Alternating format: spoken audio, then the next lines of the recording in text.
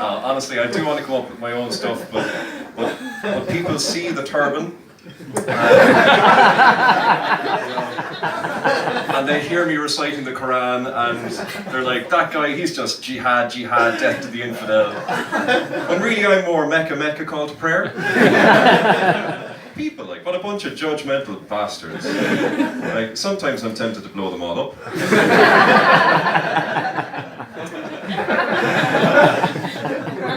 My wife actually told me not to open with the authentic comedic voice stuff, but if I did everything my wife told me, I would have fucked off and died last week. So. I can do what I want. Yeah. Texting, ladies and gentlemen. Anyone here like texting? Good. No, honestly, like, think about what we've lost, you know.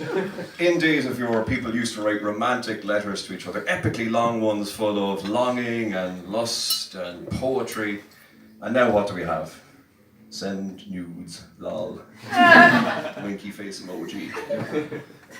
Come on. But I still at least write old-fashioned love letters, you know, full whack. Writing desk, paper, quill, ink, wax seal, the whole lot. Now, it's much harder than texting while driving.